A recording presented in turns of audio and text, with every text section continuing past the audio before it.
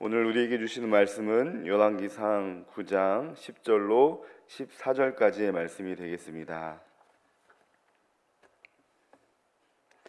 열왕기상 9장 10절로 14절까지의 말씀을 함께 봉독하겠습니다.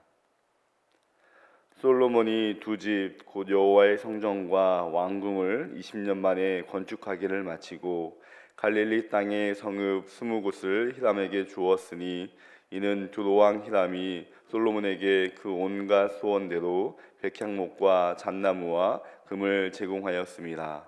히람이 두로에 와서 솔로몬이 자기에게 준 성읍들을 보고 눈에 들지 아니하여 이르기를 내 형제여 내게 준 이 성읍들이 이러한가 하고 이름하여 갑을 땅이라 하였더니 그 이름이 오늘까지 있느니라. 히람이 근 200 왕에게 보내었더라. 아멘. 말씀을 잃어버리는 타협이라는 제목을 가지고 함께 은혜를 나누기 원합니다. 오늘 말씀은 솔로몬의 봉헌 기도가 응답된 이후에 히람 왕과 솔로몬이 거래를 하는 이야기입니다. 이 말씀을 통해서 우리가 기억하고 또 오늘 마음에 새겨야 할 하나님의 약속이 무엇인지 함께 살펴보기를 원합니다. 오늘 말씀은 10절 말씀에 솔로몬이 두 집 건축하기를 마치고 이 건축을 마치고 난 다음에 일어난 이야기인데요. 여기서 이 두 집은 여호와의 성전과 왕궁을 말합니다. 이 두 집을 짓는 데 있어서 성전은 7년, 또 왕궁은 13년, 도합해서 20년이 걸렸음을 말씀하고 있습니다. 20년 만에 건축된 두 집을 보는 솔로몬의 심정이 어떠했을까요? 우리가 잘 아는 건축물 중에 이집트의 피라미드가 있지 않습니까? 그 이집트의 피라미드의 건축 기간이 20년이나 걸렸다고 합니다. 그 규모를 보면 높이가 146m, 또 밑변은 230m로 각 편이 동서남북을 향해 정확하게 가리키고 있고, 또 이 어마어마한 무덤을 만들기 위해 평균 2.5톤의 돌을 230만 개나 쌓아 올려 지었다고 합니다. 이 피라미드를 보면서 그 규모와 크기를 보면 성전과 비교 불가합니다. 이 건물을 만드는데도 20년이 걸렸는데 그것보다 규모가 훨씬 작은 성전과 왕궁을 짓는데 20년이라고 보시면 얼마나 큰 공을 들여서 세심하게 또 얼마나 힘을 다해서 지었는지 아시겠지요. 이제 그 성전과 왕궁이 되자 모든 이스라엘 백성들 앞에서 봉헌식을 하게 됩니다. 그러자 하나님이 솔로몬에게 다시 한번 나타나셔서 다시 한번 약속의 말씀을 듣는 이 솔로몬의 심정이 충분히 짐작이 가지 않습니까? 이제 자신의 지위와 역할을 알고 또 무엇보다 하나님의 임재를 경험하면서 그 크신 은혜를 알기에 벅찬 마음을 품고 무엇을 해야 할지 또 어떤 목표를 정하고 어떤 방법을 구해야 할지를 아마 구했음이 분명합니다. 이것과 비교할 수 없겠지만 마치 우리가 수년간, 수십 년간 헌신하고 섬긴 회사에서 사장의 자리에 오른다면 그 오른 직후에 드는 마음과 좀 비슷하지 않을까 싶습니다. 더 큰 포부를 갖고 어떤 것을 해야 할지 아마 솔로몬은 생각하지 않았을까 싶습니다. 그런데 솔로몬은 20년 만에 건축하기를 마치고 나서 실망스러운 모습을 우리에게 보여주고 있습니다. 오늘 읽지는 않았지만 15절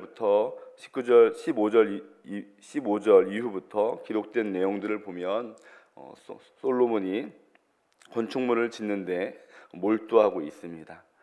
예루살렘 성, 또 하솔, 무깃도, 게셀, 베토른, 또 모든 국고성, 병거성, 마병의 성 등 이를 위해서 일을 감독하는 우두머리 550명을 세우고 또 그 땅에 있는 가나안 민족들을 노예로 삼는 것을 볼 수가 있습니다.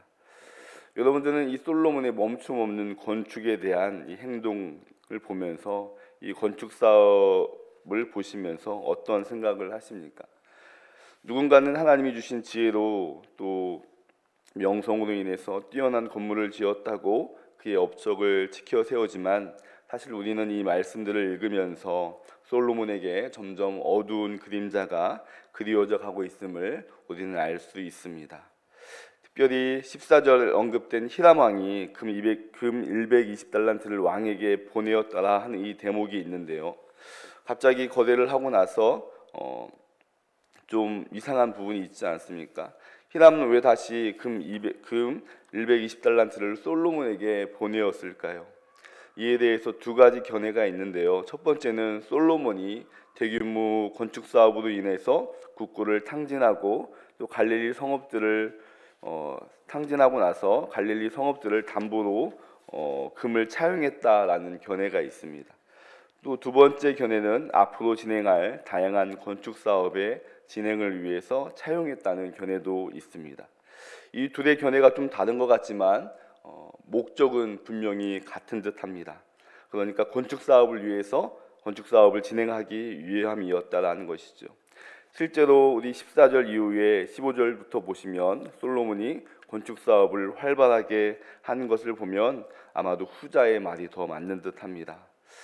솔로몬은 그러면서 11장 이후부터 점점 11장에 가서부터는 범죄의 나락에 본격적으로 빠져드는 솔로몬을 볼 수가 있습니다. 여러분, 사실 성전과 왕궁 건축을 마치고 나서 솔로몬은 애초에 무엇을 해야 했을까요? 그는 목재와 돌로 만든 건축물을 짓기보다 말씀으로 된 건축물을 지어야 했습니다. 그러니까 하나님의 말씀으로 이스라엘 백성들과 함께 말씀으로 뼈대를 세우고 기초를 세우고 또 성전의 예배를 활성화시키고 또 그 받은 말씀을 늘 순종함으로 인해서 든든한 예루살렘 집을 세우는데 힘을 다해야 했습니다. 왜냐하면 그에게 맡겨준 일이 말씀에 순종하는 일이었기 때문입니다.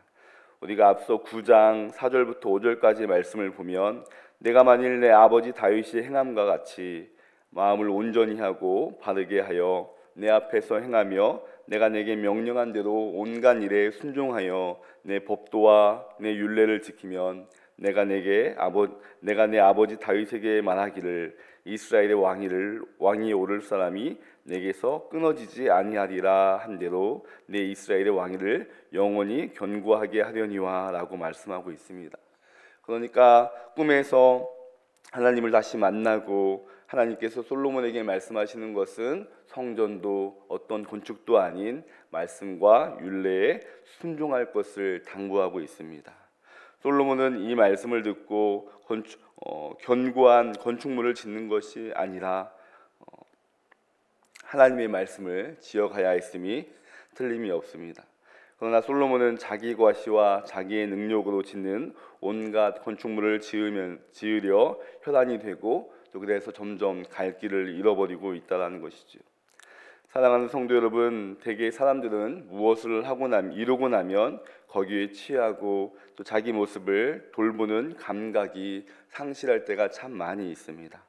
자기가 이뤄놓은 업적만을 생각하고 바라보고 또 그것을 생각하면서 만족하고 또 그러나 거기에서 만족하지 못하고 또 그 위에 무엇을 더 쌓을까 하는 욕망이 좀처럼 사라지지 않는 것이 우리 사람의 근본의 마음 아니겠습니까? 그러면서 뒤늦게 후회하고 그런 일들이 참 많이 있습니다. 여러분 혹시 우리 안에도 그러한 것이 있지는 않습니까? 하나님의 은혜를 받아놓고 나서도 조금 인생을 살아가면서 인생이 잘 되고 또 자녀가 잘 되고 하는 일이 잘 풀릴 때마다 하나님의 은혜와 말씀을 생각하기보다 자기 자신에 있는 상황과 형편에 만족하고 더 큰 것을 구하는 우리의 마음이 있지 않습니까? 혹시나 우리 안에 그런 것이 있다면 다시 한번 기억하시고 또 주신 말씀과 은혜를 기억하고 겸손하게 나아가기를 소망합니다. 우리가 그러지 않고 또 돌이키지 않는다면 우리는 분명히 심각한 영적 타락에 빠질 수 있음을 유념해야 합니다. 우리는 이 자기 성공 이러한 것들로 인해서 하나님에 대한 믿음과 약속마저 빼앗길 수 있음을 오늘 솔로몬을 통해서 알 수 있기 때문입니다. 다시 본문으로 돌아오면 솔로몬은 히람 왕에게 자신을 도와준 대가로 무엇을 주고 있습니까? 20개의 성읍을 주었습니다. 이 성읍은 갈릴리 북쪽에 있는, 그러니까 두로와 경계에 있는 땅을 가리키는데요. 이 땅을 받은 히람 왕은 그 땅을 보면서 갑을 땅이라고 이름을 지었습니다. 그리고 여기에서 형제라라고 이야기하면서 자신의 서운한 감정을 드러내고 있는데요. 이 성전을 짓는 초반만 해도 이 둘의 관계는 너무나 친밀한 관계에서 시작하지만 이제는 그 대가로 자신이 보이는 이 아무 쓸모없는 땅을 보면서 형제여 부르면서 그 관계가 얼마나 변해 있는지를 꼬집어 말하고 있습니다. 그러니까 친밀함으로 부르는 형제여가 아니라 형제여 부르면서 서운한 감정을, 아쉬운 마음을 솔로몬에게 이야기하면서 그 땅이 아무 쓸모없는 땅이다라고 이야기를 하고 있죠. 그 땅이 히람이 보기에 아주 쓸모없는 땅처럼 보인 이유는 히람은 농작물을 경작할 평지의 땅이 필요했기 때문입니다. 그러나 이 땅은 산지에 위치했기 때문에 히람 왕이 보기에 아무런 쓸모없는 땅처럼 보였다는 것이죠. 여러분, 그런데 이 땅이 어떤 땅입니까? 이 땅은 하나님이 주시고 약속하신 땅입니다. 하나님이 주시고 약속하신 이 땅을 솔로몬이 자기 임의대로 할 수 있는 땅이 아닙니다. 레위기 25장 23절 말씀을 보시면 이렇게 말씀합니다. 토지를 영구히 팔지 말 것은 토지는 다 내 것임이니라. 너희는 거류민이요 동거하는 자로서 나와 함께 있느니라. 그러니까 이 땅의 근본 소유주는 하나님이시라는 겁니다. 그런데 솔로몬은 이것을 히람 왕에게 넘겨주고 있는 것이죠. 히람 왕이 보기에는 쓸모없는 땅, 또 솔몬도 자기의 보기에 그러한 줄 알고 그 땅을 히람에게 대가로 주었습니다. 그러나 그 땅의 주인은 하나님이시고 또 솔로몬은 세움받은 왕으로서 그 땅을 잘 돌봐야 할 책임이 있었습니다. 그러나 그것을 가볍게 팔아 넘긴 것이지요. 그리고 더 깊은 의미가 있는데 그것은 무엇이냐면 그 땅은 하나님을 만나는 땅이라는 겁니다. 산지와 골짜기로 된 땅에서도 하나님은 이른 비와 또 늦은 비를 통해서 하나님의 공급하심과 채워주심, 그러니까 하나님의 돌보심과 임재를 경험하는 땅이 그 땅입니다. 그러나 솔로몬 왕은 그 하나님이 약속된 땅을 하나님이 원하지도 않는 건축물을 짓기 위해서 가볍게 여기고 합리화하면서 그것을 그냥 넘겨버리지 않습니까? 다행히도 역대하 8장 2절을 보시면 하나님이 그 성읍들을 다시 돌려받고 회복하게 하는데요. 아무튼 저는 이 건축에 대한 욕심 때문에 솔로몬은 욕심 때문에 약속의 땅을 팔아버린 이 솔로몬의 영적인 상태가 어느 정도인지를 우리에게 보여주고 있다고 생각합니다.